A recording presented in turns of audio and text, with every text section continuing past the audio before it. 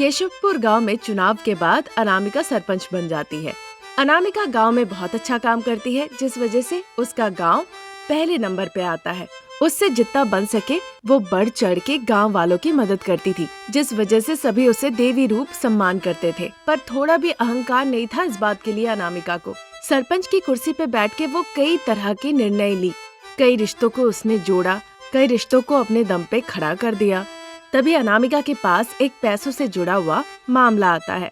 उसी गांव में तिरुपति और उसकी चचेरी बहन भवानी रहती थी। तिरुपति की सुकन्या से शादी होती है और भवानी की सुधाकर से शादी होती है। दोनों की ही 2 बेटियां थी जिनकी शादी की उम्र हो चुकी थी। पिछले साल ही तिरुपति की बेटी की शादी हुई, जिस वजह से उसने 1 लाख रुपए भवानी से उधार ली थी, जिससे वो कुछ गहने खरीदे थे। अब भवानी की बेटी की शादी तय हो गई, तो भवानी को अब पैसों की जरूरत थी। अब सुधाकर और भवानी दोनों आते हैं तिरुपति के घर अपनी बेटी की शादी का न्योता देने। तिरुपति भी उनका हंसी खुशी से स्वागत करते हैं, एक दूसरे का हालचाल पूछते हैं। तभी सुकन्या चारों के लिए चाय लेकर हॉल में आती है। चाय पीते हैं, फिर भवानी अपनी बेटी का शादी का कार्ड निकाल के तिरुपति और उसकी पत्नी को देती है। भैया, हमें अब पैसों की जरूरत होगी। जो 1 लाख रुपए हमने आपको दिए थे वो लौटा देंगे तो अच्छा रहेगा। कैसी बात कर रही हो भवानी? मैंने तुमसे 1 लाख रुपए कब लिए? तुम सपने देख रही हो क्या? वो बात नहीं है, एक बार तुम। सुकन्या जब इस तरह बीच में कहने जा रही थी तो तिरुपति गुस्से से कहने लगते हैं, तुम मुंह बंद रखो, चाय का कप लेके अब तुम अंदर जाओ। फिर सुकन्या बिना कुछ कहे चाय के खाली कप लेकर किचन की तरफ चली जाती है। तभी भवानी अनुरोध करते हुए कहती है, अरे भैया, आप ऐसा मत कहिए, अच्छे से याद कीजिए, मैंने आपकी बेटी की शादी में आपको पैसे दिए थे, मैं क्यों सपने देखूं? आप सच बोलिए ना। देखो भवानी, शादी के लिए अगर तुम्हें पैसे उधार चाहिए तो मैं लेके दे सकता हूँ, पर झूठ कह के इस तरह से पैसे लेने की बात तुम क्यों कह रही हो? इस तरह पैसे लेने की बात को वो छुपाने की कोशिश करते हैं, जिस वजह से लड़ाई हो जाती है। अब गुस्से में आके सुधाकर और तिरुपति बहस करने लगते हैं। इस वजह से भवानी और उसके पति पंचायत अनामिका के पास जाते हैं न्याय के लिए। पूरी बात उन्हें बताते हैं। ये सुन के ग्राम पंचायत अनामिका कहती है, देखिए, अब आप मेरे पास आइए तो दुखी मत होइए। कल पंचायत में मिलते हैं और सारे गांव वाले के समीप खड़े होके चर्चा करते हैं। आपको न्याय जरूर मिलेगी। जाइए, अब घर जाइए। अनामिका के ऐसे कहने पे भवानी और उसके पति नमस्ते कहकर वहाँ से चले जाते हैं। अगले दिन पंचायत में जाने से पहले अनामिका दीवार पे अपनी सासू माँ की जो तस्वीर टंगी हुई थी उसके सामने नमस्कार करते हुए वो कहती है, सासू माँ, आपके पंचायत बनने के कुछ ही महीने बाद आप चल बसी। आपको सम्मान करते हुए लोगों ने मुझे सरपंच की कुर्सी पे बैठाया। आशीर्वाद दीजिए मुझे कि मैं बिना लालच के इस सरपंच की जिम्मेदारी को अच्छे से निभा सकूं। फिर अनामिका अपनी सासू माँ की फोटो को प्रणाम करके पंचायत के लिए निकल जाती है। अनामिका जाके पंचायत की कुर्सी पे बैठती है। एक तरफ भवानी और उसके पति खड़े थे और दूसरे तरफ तिरुपति और उसकी पत्नी खड़ी थी। भवानी पूरी बात खुल के बताती है। अनामिका भवानी के बातों की सच्चाई को समझ लेती है। फिर वो धीरे से तिरुपति से कहती है, तिरुपति बाबू, आपने सुना आपकी बहन ने क्या कहा? आपको भी पता होगा कि आपकी बहन भवानी की बातों में कितनी सच्चाई है और कितनी झूठ। तो क्या कहेंगे आप इस बारे में? सरपंच मैडम, आप ही बताइए कि अगर मैं पैसा लिया होता तो क्यों वापस नहीं करूँगा, जबकि उसकी बेटी की भी शादी तय हो गई है। हाल ही में मैंने एक जमीन भी बेचा, वो मैंने भवानी को नहीं दिया, वो 1 लाख में मांगी थी। सब इसीलिए वो कह रही है, ये सब दुर्बुद्धि है उसकी। अरे भैया, मैं कोई चाल नहीं चल रही हूँ, ना ही कोई दुर्बुद्धि है मेरी। आपने मुझसे 1 लाख रुपए उधार ली है। फिर से वही बात कर रही हो। अगर तुम्हें बेटी की शादी के लिए पैसे चाहिए तो 1 लाख नहीं, मैं 2 लाख दूंगा। सिर्फ इस बात के लिए मेरे ऊपर तुम इस तरह से इल्जाम मत लगाओ। तुम सीधा मुंह कहोगी तो भी मैं तुम्हें दे दूंगा। दोनों तरफ सुनने के बाद अनामिका को समझ नहीं आ रहा था कि आखिर में झूठ कौन बोल रहा है, पर उसके दिल में ऐसा लग रहा था कि तिरुपति झूठ बोल रहा है। भवानी, जब तुम पैसे दी थी तो किसी कागज में लिखा पढ़ी की थी क्या? नहीं मैडम। भवानी, कोई ऐसा था जिनके सामने तुमने अपने भाई को इतने पैसे दिए होंगे? हाँ, मेरे पति वहाँ पे थे जब मैंने भैया को पैसे दिए थे। आपके पति को स्वीकार नहीं किया जाएगा। आपके परिवार के सदस्य के अलावा कोई और है? नहीं दीदी। पर एक बात बताइए, बिना किसी कागजी कार्रवाई या गवाह के आपने इतने पैसे कैसे दे दी? हम बचपन से ही भैया भाभी को इतना सम्मान करते हुए आए हैं, लेकिन ये नहीं पता था कि पैसों के लिए आज वो इस तरह से मुकर जाएंगे।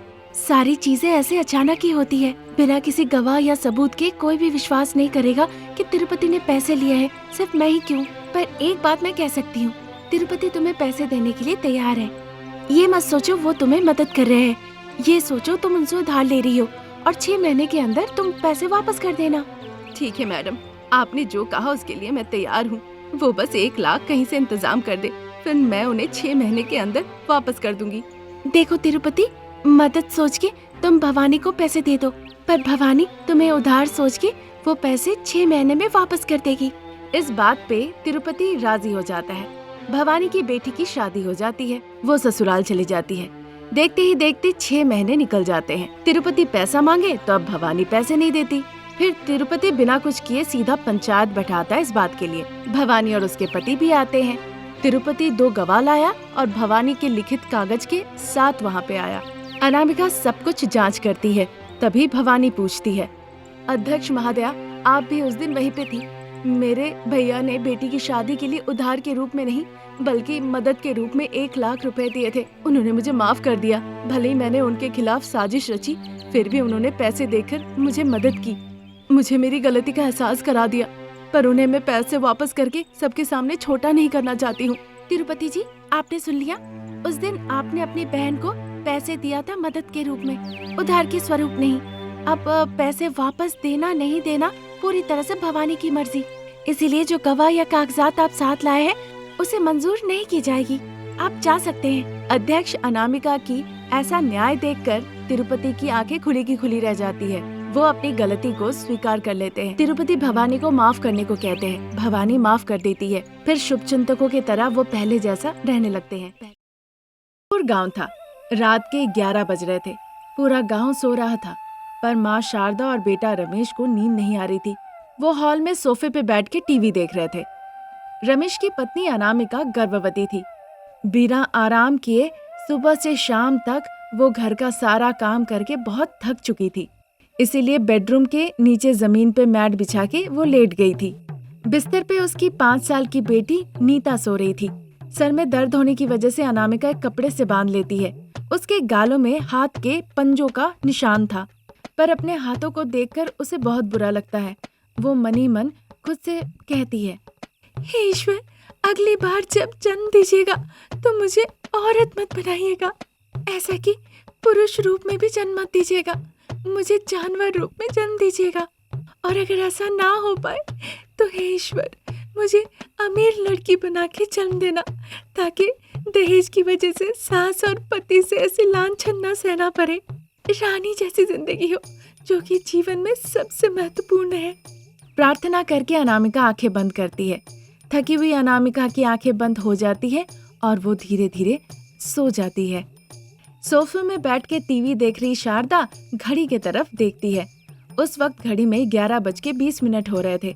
फिर माँ और बेटा हॉल से धीरे धीरे बेडरूम में जाते हैं जहाँ पे अनामिका सो रही थी। बिस्तर पे नीता नींद में बेहोश थी।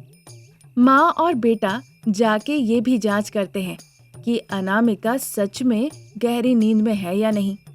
उन दोनों को लगता है कि अनामिका सो नहीं रही है, वो अभिनय कर रही है। तभी शारदा कहने लगती है, बेटा रमेश, तुम उसके पैर पकड़ो, मैं उसका गला पकड़ती हूँ। सांस में ले पाने की वजह से छटपटाएगी और खुद ही जान दे देगी। फिर हम उसे लेक में जाके फेंक आएंगे। सभी को लगेगा आत्महत्या कर ली है। माँ, हम लोग अपना हाथ इस्तेमाल नहीं करेंगे, नहीं तो कई दफे उंगलियों के निशान शरीर में रह जाते हैं। अगर उसके पिताजी रघुपति को किसी भी तरह से शक हुआ तो वो पोस्टमार्टम करवा सकते हैं। फिर हमने मारा है ये साबित हो जाएगा। फिर तो हमारा जेल हो जाएगा। नहीं नहीं, मुझे नहीं जाना। इसीलिए मैं एक तकिया लेकर उसके पैरों को दबाता हूँ और तुम दूसरा तकिया लेकर उसका मुंह दबा दो। ये तो अच्छी बात है, चलो वही करते हैं। ऐसा कह के रमेश एक तकिया लेता है और दूसरा तकिया अपनी माँ शारदा को देता है। फिर दोनों मिलके अनामिका की जान लेने की कोशिश करते हैं। तभी अचानक से अनामिका अपनी आंखें खोल लेती है। उसे देखकर दोनों आश्चर्य हो जाते हैं और एक दूसरे को देखने लगते हैं।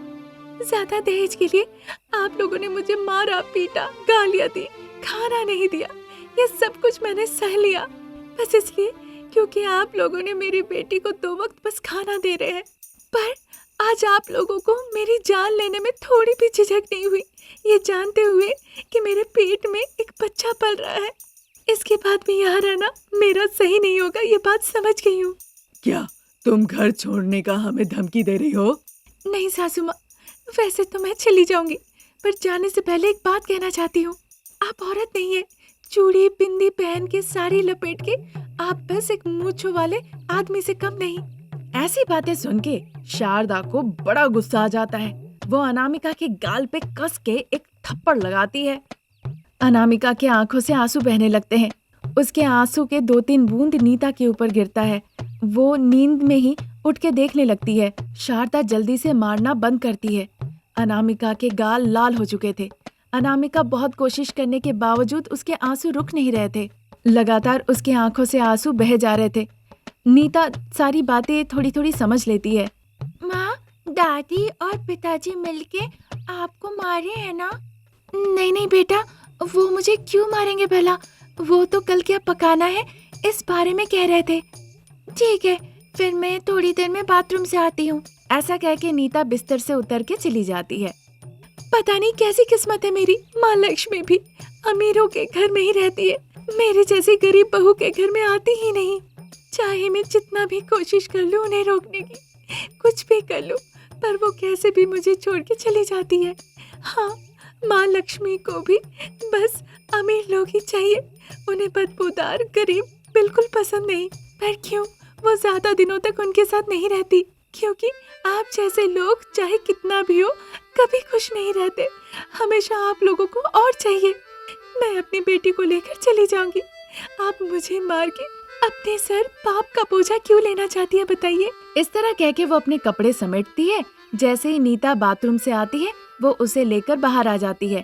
रमेश मुंह पे दरवाजा बंद कर देता है। नीता बुलाती है पर वो जवाब नहीं देते। वो चलते चलते रात में गांव से निकल आते हैं। जब वो जंगल के रास्ते में जा रहे थे बहुत बारिश शुरू हो जाती है। बिजली और बारिश से खुद को बचाने के लिए वो जाके एक बड़े से पेड़ के नीचे छुप जाते हैं।